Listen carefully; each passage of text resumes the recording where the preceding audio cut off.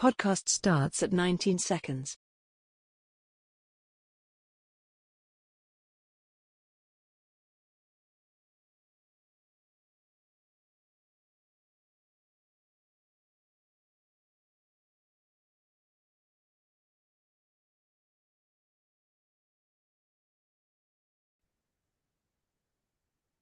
Welcome to a new episode of Fit the Description, a Black Men's podcast where various Black men come together to talk about life, society, entertainment, culture, news, and whatever else we want to talk about from various Black men's perspectives. I'm your host, G, and today we got Keys. Yo. And we'll see if anybody else shows up. With that being said, make sure on your way in to hit that subscribe button, help build this channel, help build this brand. Also, if you want to check out the audio versions of this podcast, even though I know this is the audio version on YouTube, check the links down below. Also, make sure to check out the Clip channel, Fit the Description podcast over there on YouTube. And just so you know, we are back uploading to Instagram. So if you want to just get short clips that you can also find on YouTube, check out our Instagram at OPN. So you can check that out over there. With that being said, let's go ahead and get started. So I gotta admit, man, like I said, I gotta disagree with you, bro. Watching a basketball game is a hell of a lot different than playing a basketball game. It's just like any experience I've been through. Seeing a dead body is a lot different than actually witnessing on the video or seeing a crash and seeing limbs cut off. And trust me, it's a different experience. I'm never gonna sit here and be like, I'm not gonna sit here. I've done security. Having a gun pointed in your face and actually like seeing it on a video game ain't the same. It's a different experience. When you sit there and live behind the screen, live the best experiences that I could have had are in real life. I mean, don't get me wrong, I didn't see some online, but I'm kind of for James. I just can't believe it all no more. I can't sit here and just be like, okay, Joe Rogan, his daughter took a picture of him and in 2 seconds edited to look like a beautiful woman as a filter app. So I can't sit here and say, and it looks ridiculously real. Like if you get a chance, look at that little clip, crazy. It is crazy. So what they're doing with technology, they can put you in a Busta Rhymes video. It's true. It's 100% true. I'm never going to sit here and say everything I see on the internet is real, even if I can't say it's unedited. How do I don't know about you, but I don't know if something is unedited. They want us to believe that Will Smith slapped Chris Rock and it was real, but you look at the footage and you're like, I don't know about that, man, because you can sense when a person is about to come up to you and do some, and he moved before the slap at one angle, the other angle he didn't. It's I don't know, man. I don't know. Like I said, you sit here and say that you could tell, I done seen, I work in a trans gay area and I done seen some trans people that you would be like, you gonna have to do a double take, it's just, I mean, I'll admit it. I had to be like, God damn, who is your surgeon? What did I walk into?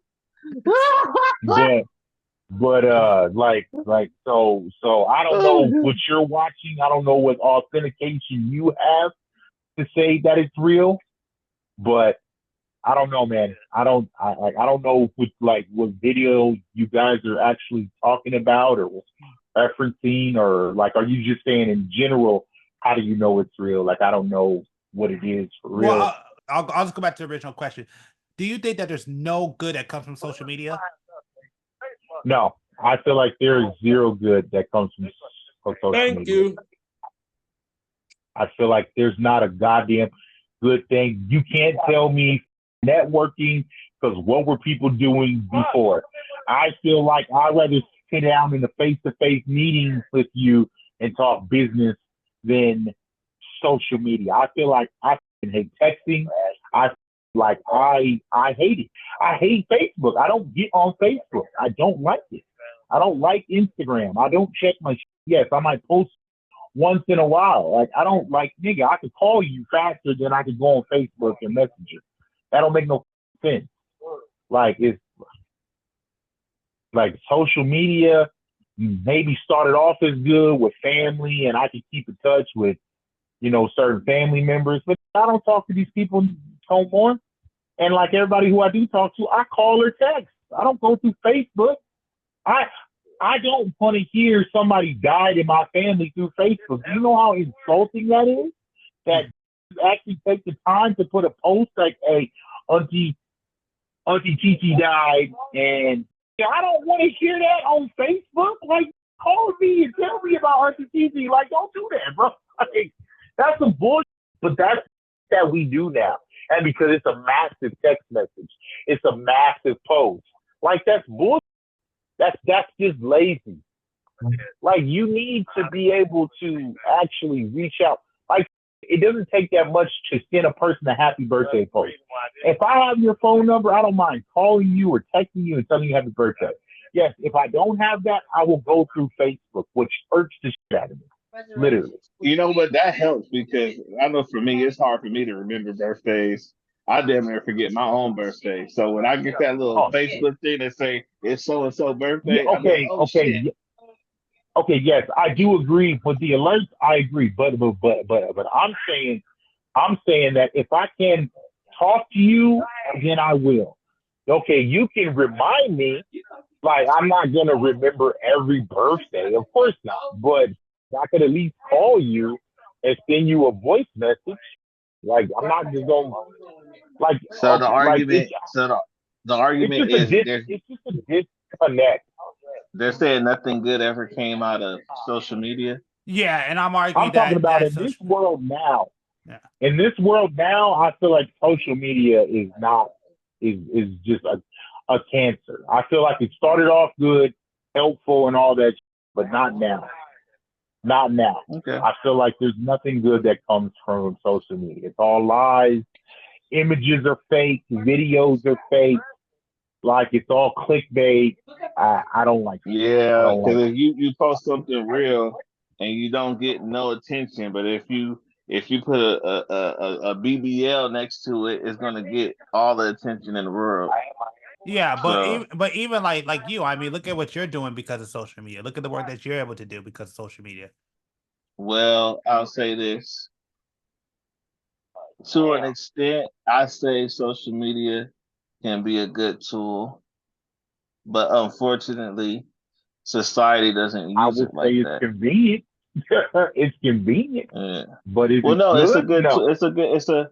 It's a good tool because you could advertise to the masses, right? An individual. This is something that was unheard of a few years ago. You know, an individual can make a stupid video and go viral, and then put, you know, hit up the local whatever and say, hey, I'll give a shout out to your restaurant on my next video. This video already did hit 20 million. So whatever video I do next, somebody gonna see it, regardless whether it hit or not. Somebody gonna see it. So now I could take that and be like and hit up everybody I can with, hey, you wanna get in on this promo? Boom. Now I do another video, and now an individual was able to build some real revenue versus years ago when if you wanted to do something like that, you had to hit up an entertainment company. Mm-hmm. You had to get in contact with people to be on TV. Mm-hmm. So it's like there are some benefits if you utilize it as a tool. But I do agree with what James and Keith are saying about how it is today, and like how he said it started out good. It started out good, but now it's just getting worse. But it's good and bad in everything. Huh? But it's good and bad in everything. This motherfucker. There's good and evil. I love in the, everyone. This I love motherfucker, the, bro. I He's, love the fucking yin he's and got a yang that backpedal. G always does. Yeah, It's so he's got a funny to me. backpedal. He's got a backpedal, Oh, ladies and what's gentlemen. up? I didn't Oh, backpedal. fucking I just said it's good. All I said was there's good and bad in man, everything. I that's didn't just backpedal funny. anything. It's good and bad. That's so funny to do. It's Bro. like it's always, oh well, when it rains it pours. Like what the bro? Like Bro. if the cup is half empty, then it's half full at the same time.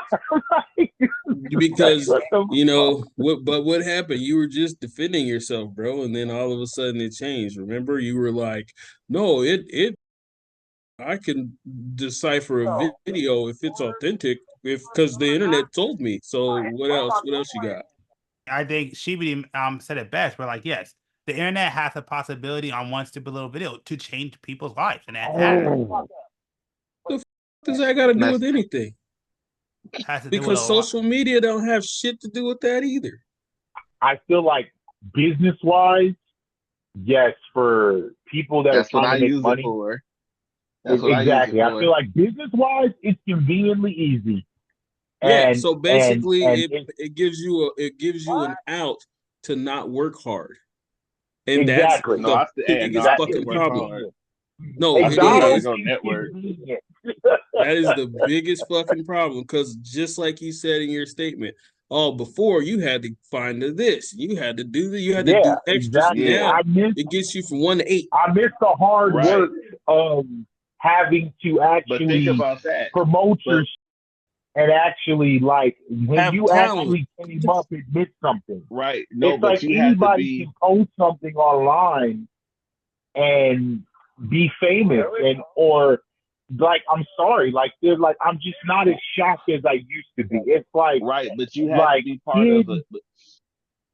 You had to be part of a like club to get that. no, access. not even a club. It's like you had to be worthy. You Okay, had to I'll put it this: if social media wasn't a thing, we wouldn't have chicks like the Haktui girl being more famous than anybody on the world. That's what social media promotes. This Look, done what about absolutely do you remember nothing to be famous? Do you remember You said what? America's Funniest Home Videos? Yes, What about it? Remember that that is show? a great example. That is a great example. Yeah. Now, but America's Funniest Home Videos, the difference is now all those people, instead of just somebody winning the funniest video or whatever, now all those people who put in that effort have an opportunity to make some money versus just Exactly. But it's like, right. Is it worthy? Are they worthy to be making this money? Like Funniest Home Videos, sometimes yeah. Put a JVC camera. Hope to God that their parent was actually on board with them sending it to Bob Saget and actually having them play it on TV. Like, dude, there was some humiliation that came behind that. Now the internet, you can kiss a man and claim that you're not gay and get 10 million views. It's like the Island Boys to tongue it up and eat that. Now it's 10 o'clock news everywhere. Right. Like, why are we promoting this? Why are we I think promoting I think everything has pros and cons, though. But two brothers kissing has a pro. Whoa, no. I said everything has. Everything has like, pros and cons. Stop saying everything has good and bad. But anyways, this is the comment that I had. This is a comment that was answer to what you said on a clip called "Black Man Gotta Be Hard." So I just want to read this off and just want to get your opinion. So, like I said, my bad. I forgot. You told me to send this to you. I forgot. That's on me. But here it goes. Here's a comment. Actually, you know what? Let me share it. I know you can't see it, so I'll just read it off. But let me share it real quick. Stop. Oh, my bad. It's my fault. My bad. Yeah, this is toxic behavior of being cold and bullying each other about their sexuality and sexual prowess. It's not a black thing. It's called toxic masculinity. it's a man thing that leads him to swallow bullets. It's not gay to hug each other. Everyone, even men, needs to know someone cares, and you should show it. Telling someone to suck it up when they feel abused, you are meant to be able to understand your own emotion or causes unbelievable pain that most cannot live with. This is what leads to drug use and death because they try to run away from this pain. The only thing you are meant to be is true to yourself, human. You can't get to know yourself if you can't even understand your own feelings. It's just another form of control placed upon you by others. Can you hear me? Oh, yeah, I can hear you. Yeah, no, I've been here. I just shit wasn't working. Oh, okay. But no, yeah. but like I said, what can I say? That's why I said no, go. Yeah, that's why I said I could see the clip so you get the context. Oh no, it's good, bro. I think I remember what I said, but Okay. like I said, it's like I said, I believe that men do not show affection towards another man. Like I said, I'll be quick to tell y'all, it don't matter how much I argue or how much I yell. I love every dude on this podcast. I care for y'all. Y'all are black men. Y'all are my friends. Y'all are my brothers, whatever the case may be. I'm just passionate about certain things. Like I watch too many young black men not be able to talk about certain things. I can talk about anything and have an answer. So it's not that I'm angry, and it's not that it's hormones or agitation. I don't take things as jokes, especially on this podcast. I joke too much in my life. So yes, I'm taking a different approach, I guess, on this podcast. Like, yeah, I don't mind laughing. I don't mind giggling, but it's like, I feel like the world has an image of us as it is already. And we need to be more serious, and we need to talk about things more. It's not about CC hell. We need to have true answers to true questions, all of us. Not just me, not just James, not just G, not just you, not just B. We need to be serious. We need to be looked at in a different light, and not the goofballs, and not the jokes, and not the comedians. I'm tired of that. I'm tired of that. The older I get, it's not funny anymore. It's not. And now what you choose to do and how you choose to go about this podcast is that. And I want everybody to have an opinion. I want everybody to have a voice. I want everybody to sound and be how I know they are. And it's like, yes, when we have hard questions like I seem to ask or James seems to ask, yes, I feel like they're not always answered to the capability that they should be. But that's my opinion. I'm not saying it's fact. I'm not saying it's this. I'm trying to take it as a more serious approach because, like I said, I'm tired of being a black butt of every joke. I'm tired of it. We should not accept that. We should not be, like I said, we should not be the clowns of humor. So that's how I feel about it. Like, I don't care what y'all doing, y'all free time, how I see y'all are kings in my eyes. I would say that every podcast, and I mean that. Like, we are black kings, and I'm sorry, and I'm tired of people not acknowledging that. I'm tired of people not saying that, man, I care for you, I love you. Why does it have to be gay? Why does it have to be feminine or toxic? Bro, I'm a man. I'm a grown ass man. I take care of mine. What does that have to do with me telling you I love you? I care about you. You mean something to me. Because honestly, who else is doing it except your family or your kids or your wife or your girlfriend or whoever? Who else is doing it? So I'm going to do it at the end of the day. What does it matter if I yell, scream, bark, whatever? What does that do with anything? I'm a king, you're a king. And that should stand as always. Don't matter how much people argue, fight, disagreements. I disagree with James sometimes. Like, nah, that's not entirely true, bro. It doesn't mean I'm going to sit here and be like, oh, well, it's hormones. If we going back and forth, that's so petty and childish. Why would you say something like that? But like I said, that's my point of view. That's mine. I would never say that you have hormones. Yes. Do I feel like niggas is bitches because they can't answer a question? Yes, I do, because it's not that hard. Now, if you were to say, hey, man, I don't want to answer this question because I don't have any answer for it. All right, cool. But say that. say, I really don't have any, idea on this topic. I don't have any hair to talk about this. Speak up. Don't. Well, I'll say So, I throw humor into everything, whether it's serious. I could be talking about a funeral, and I'll find a way to make it humorous because it just lightens the mood. That's how I've been since I've been on here.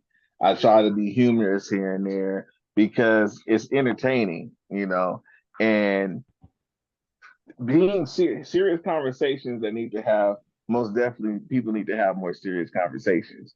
But in the midst of that serious conversation, you have to have a little bit of humor because it's painful, right? It's painful just to sit and just listen to someone talk about a serious issue and that's it. Like it's boring. Like, right? It's the same. I know you're not into church, but it's like when you go and you get a sermon, and if that preacher just reading the Bible are very monotone, everybody's going to sleep.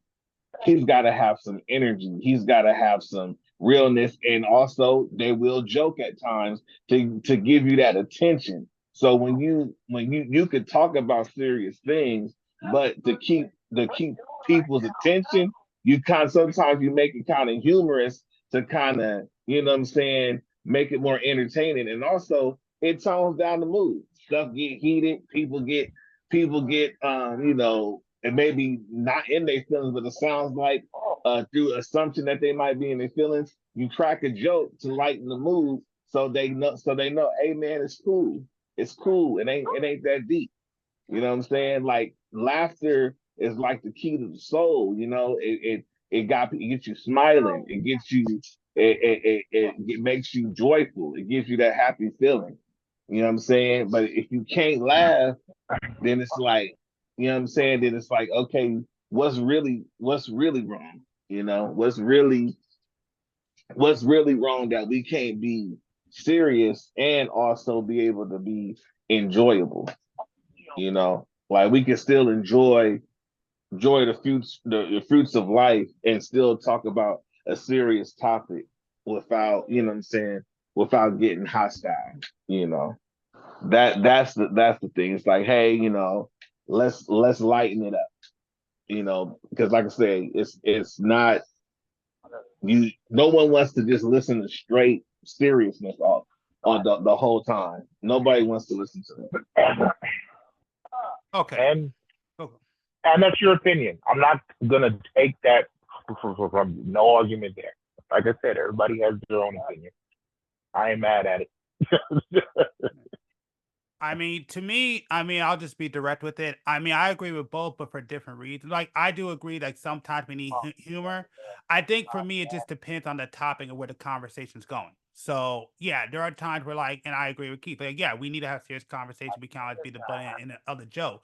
At the same time, we should be able to have levity on here, too. But with that being said, I also think that it is also good for us to have these conversations, have these arguments. Like I do like the heat of the moment. I do like the argument. I do like the debate. I like it all because the big thing I want to do, and I've said this before often, I'll say it on, that I think it's important that we get different perspectives of us, of black men as us, and have these conversations, whether they're lighthearted and we could laugh and we could show that we can get along, or whether it's really tough and we could be like what just happened. I hate when you do that shit, or I hate when you do that shit.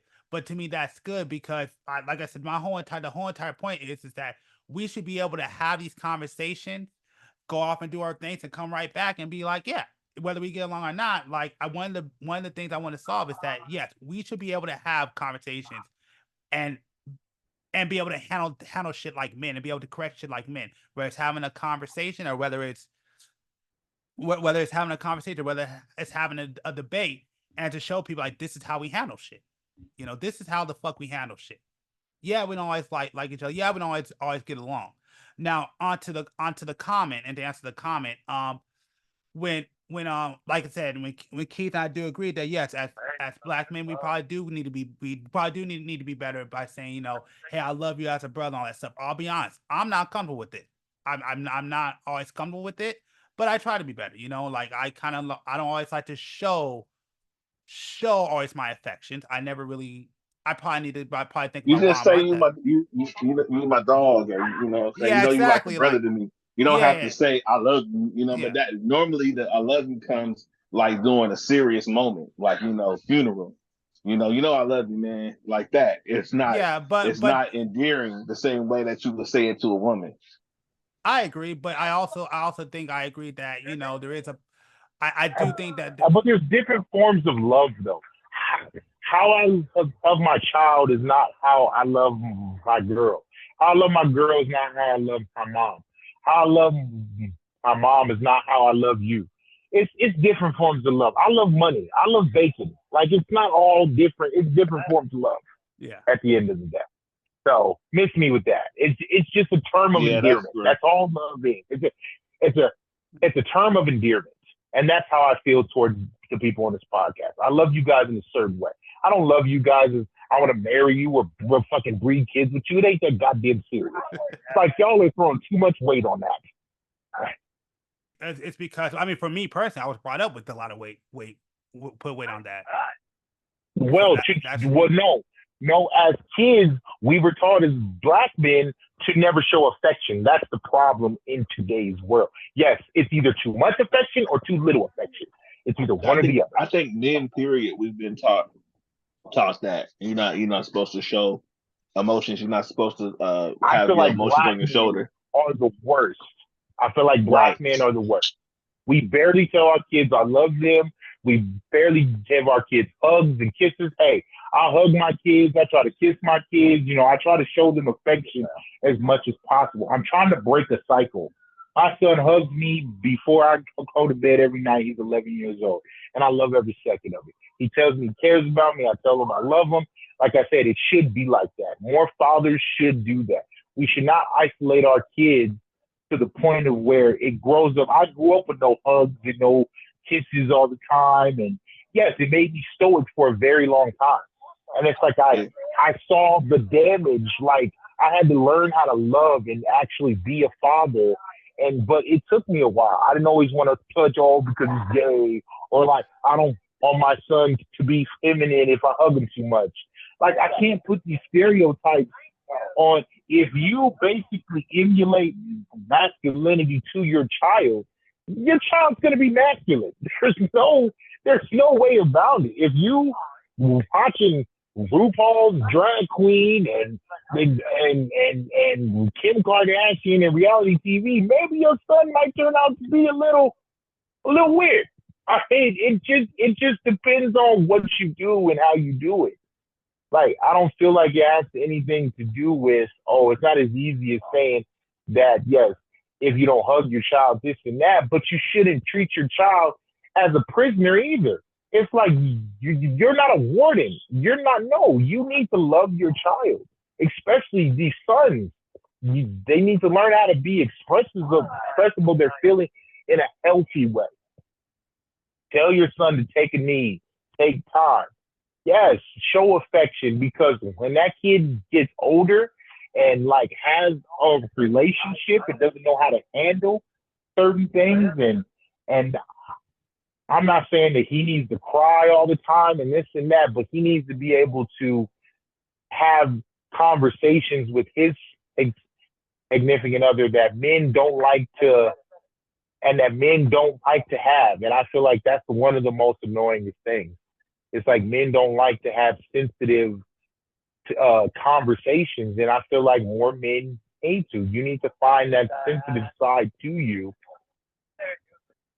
And I feel like we were taught that no, anything sensitive has to be cut out of us at a young age, and that's BS. It's very toxic. Now, that's a toxic form of men or masculinity or whatever. I feel like we should not have been told that everything we did sensitive was gay. It's not about being gay. It's like we used to call our friends gay if we did shit or like shit. It's like if you got caught liking a certain thing, like we couldn't appreciate certain music because it was gay. We couldn't watch rom-coms, or like if you told your friends that you one of your favorite movies was Titanic. Oh, nigga, you gay. Like, nigga, Titanic's a good movie. I mean, it's a long movie, but it's a good movie. But, you know, you told, hey, the Notebook. I'm not saying I like the Notebook, but I get the meaning of the Notebook. I'm not saying I'm gonna sit there and watch it, and it's one of my favorite movies. I've seen the movie. I get the meaning. I get the gist. It's a form of art. I can understand that now, but before would not have even thought to even say that I'm gonna tell people that it's a good movie because I'm gonna be judged. Like, it shouldn't be like that. It should not be like that. Yeah, it affects people in different ways. Same scenarios, you know, knowing that, being able to have those conversations, and the absence of, even the absence of could be different. But even like you said with the even with the RuPaul stuff, right? You got kids you got some kids who might want to be that might see that as, I don't want to be like that, right? They want to be the opposite. Like, I knew a guy who saw his father struggle. He saw his father struggle so much. His whole goal in life was just not to be in that position, right? He wanted to be the opposite. So it could happen. That could happen also, just because that man is into whatever he's into, or whatever the case may be. I just said that as because he used it as an example. But kids will kind of go the opposite. I think what it is really too is just inputting real values into your children. You know, like, hey, it's okay to be aggressive in the right settings, right? It's okay. Like, you know, you playing ball, it's cool. When you know what I'm saying, when you around women, and you in a professional settings, this is how you conduct yourself. And so far as clowning about things that's gay, it's like that meme that's going around on social media right now. A ninja will make fun of anything. Like, oh, this ninja's a dad. Oh, he taking care of his kids. You know, that's what we did grow up with that. And I think that's real bad, because it does take a lot away. You could be, you know what I'm saying?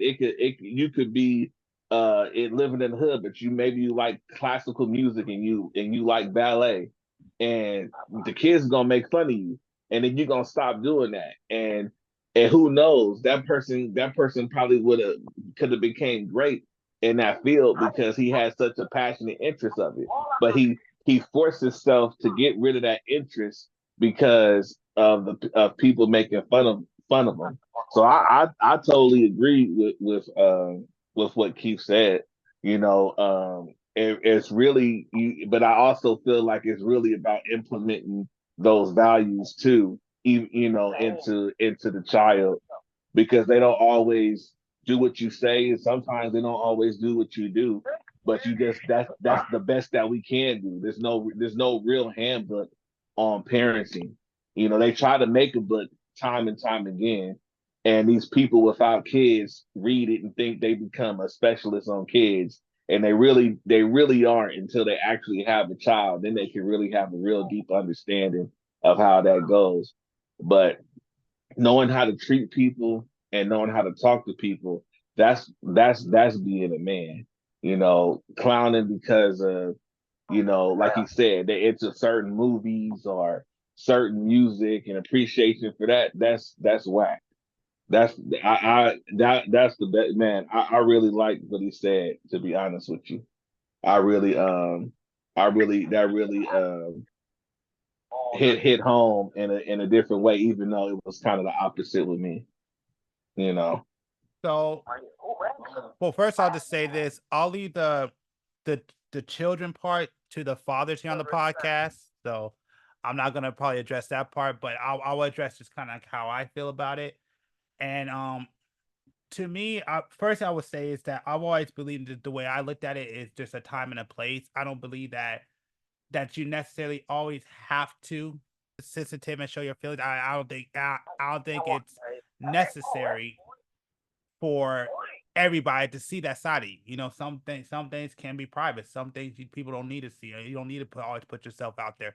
Now, do I agree with the fact that we need to show probably more affection and more love and towards each other, yeah, I could probably agree with that. But I also don't believe that it's the world necessarily needs to be happy about it or enjoy it.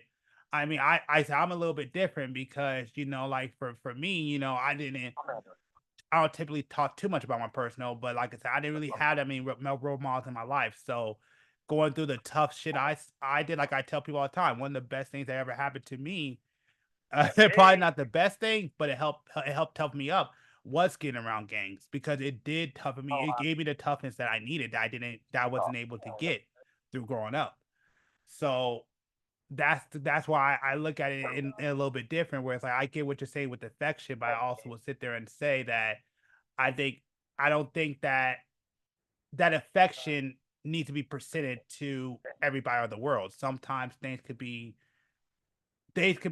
just yours, or be I guess the best way I could put it, I haven't really got the wording right yet, but I would say some days could just be yours. It doesn't have to be the world. So I do agree somewhat, but I guess I come from the other end of, where it's like, no, I think there is some value in being tough and being stern.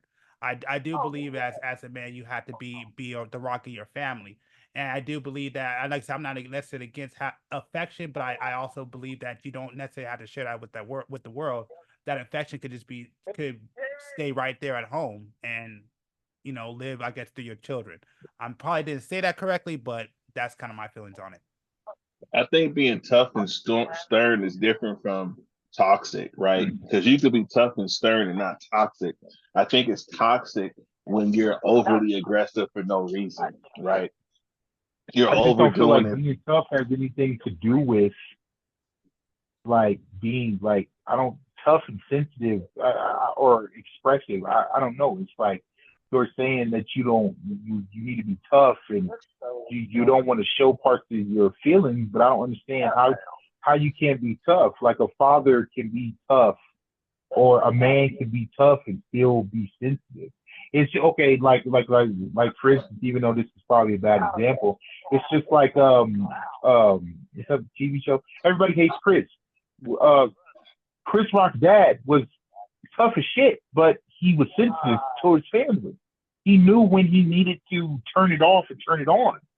That's a prime example of you can have a balance of both. Like I don't understand. Like I'm not saying that. Like, yeah, I get that. That's how you're programmed, and I'm not saying denying that if that works for you, that works for you. I just know that too many men put up these walls, and I get why they put up these walls. I've had those walls, but yes, it's different because I have children.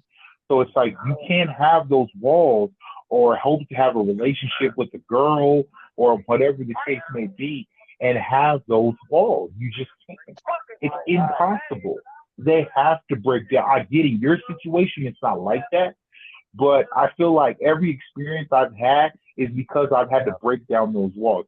As many people as I've made, as many risks I took, as many experiences as I had. If I didn't tear down those walls, then I would not be put in a position to do everything that I've done. If I was still that hard, oh no, this is weird, this is gay, this is this, I gotta be tough, I can't share. Because you have to give a little to get a little. You can't just keep being like, oh, well, I'm not going to share my life. Like, I love sharing my life and my experiences because I know it's helping people.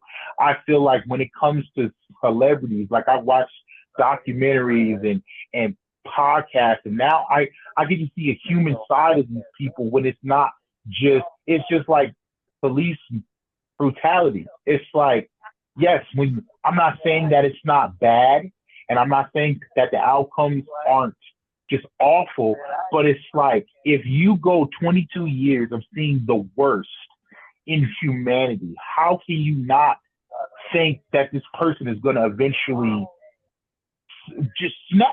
This person is going to snap eventually. And when this person sees this murderers, burnt bodies, burnt animals, just the worst of the worst, death on top of death, that psychologically messes with somebody. I'm not going to get onto a whole thing about it, but I do feel like at the end of the day, I feel like that's how And I'm saying if you share a little bit of your life so much, it might help for you and others. You and others. It's yin and yang. I think it's kind of like what you say, like how you say learning to be tough or whatever. So it's like, yeah, it always depends on your upbringing, because somebody who was brung up too tough, they have to learn how to tone it down. And someone who wasn't wasn't brought up to be so tough have to learn how to toughen up. Yeah. And it's just different strokes for different folks and different life experiences that really make us who we are. Those life experiences is really what molds us to be who we are. You know, it's kind of like females. Like when you in a relationship, like I don't want to be with a female that ain't been through nothing, because I know she ain't gonna be able to receive me the way I need her to. She ain't been through nothing. She ain't got nothing for me. She ain't been through nothing. It depends on what she's been through. Exactly. I mean, I think that's the big thing. I say this because a lot of females become materialistic and fixated on what they feel needs to be taken care of, right? So they like, oh, I need my nails and my hair done, but they want to accept the fact that, okay, yeah, you need your nails and hair done, but all this rent is paid in here. This lights is paid in here. We got 2 cars, you know. So they priorities get misconfused if they ain't been through nothing, if they ain't had no life experiences, right? That's what I mean that, because you gotta grow. The other side too. If a trick is struggled too much and then she gets out of that situation of struggle, and now she comes into money, she's gonna want more and more and more, and never to go back to that. So it's now that's a 50-50 thing. I need that. Yeah. Well, to me, I always feel like, I mean, even just on this podcast, I think all our needs are different. I've had this conversation with many people, and like I tell people all the time, I don't understand why you go with the girls that you're with, but that's not me to understand. It's not for me to understand. That's what your needs are. Just like my needs are different too. And sometimes I'm starting to realize, just not only be on this podcast, but just talking to people outside, like, yes, there's generalization that apply to all of us, you know, but I realize depending on where we're at in life, our needs and our desires and our want and what we feel are important is very, very different. You guys having kids and having family, you guys need something very different from somebody like me who doesn't have any kids or doesn't. I think if you listen to enough podcasts, you could tell just by where we're at in life or even our experiences, you could tell the differences of you know, like what our needs and stuff. That's why I said, like I may get a girl, you guys may say, I don't know why the hell you with her, but for me it works, you know. So I also think it has to deal with not just your upbringing, but where you're at in life and what your needs are. I feel it. For me, I just I say, I just need a woman that knows how to appreciate, you know, certain things and certain aspects of life. And from my experience, when I've been or dated or been around women who haven't been through enough, they tend to have a mediocre look at life. It's like I feel like no woman is gonna be that realistic and the whole time you're with her. That comes with growth of being with somebody. I feel like if she sees your struggle, then she will eventually understand it. It might not be like that day 1, year 2, but she'll eventually understand it. But expecting a woman is just going to snap into, hey, I need you to understand what these bills need to be paid. No, it's like if she was living with her dad or her parents her whole life and bills was just paid, it's like you can't expect her to be like, okay, I just understand. Right. Like, okay, my dad I feel you on that. paid my cell phone bill, and you know, I always had a car, so now we don't have a car. It's like, you know, now she puts this expectation on you. I feel like every woman should not put expectations on the next man. If you chose that man and he was a scumbag and this and that, you just remember you chose him. I feel like women need a seminar to be like, you chose him, you chose a deadbeat. You don't know what I am. Don't put a label on me just because you fucked up the first time. Right. And men are the same way. We should not come at women and like, oh, well, and the homie says she a hoe, so, you know, I gotta, you know, keep an eye out on her, this and that, whatever. But I'm saying, like, if you're gonna always remind her that she was doing hoe shit, like, you just set You there just feeding, at that point, you feeding the a insecurity. failure. Yeah. It's Yeah. like I'm a strong believer of what does your past have to do with me? It's like I've already had that conversation. Shit, we've already had that conversation Yeah. on we this did. podcast. Yeah. So G like, was your like, he's the past body has count. nothing to do with me. Because honestly, if you didn't know about the past, like I said before, why get mad about it 10 years later? If you find some bullshit out 10 years later, I mean, what does it matter? You've already probably done some dirty, grimy shit with this woman that it's too late to be like, oh my God, you have a past? Oh my God, you were a porn star, got gangbanged by 16 guys? It's like, it's kind of late for that. You've committed to the fit. And you got to just own up to it as a man. Because, like, I feel like if you were a dude, it's like you wouldn't want to be judged on your past if you had some weird shit happen. So it's like, why judge her? Like, yes, you could probably say that, oh, no, I've never had nothing as bad as that. Okay, that's fine. But as we know, we live in a world where women can do some grimy stuff for a lot of money. And being broke sucks. I'll be the first one to say being broke sucks.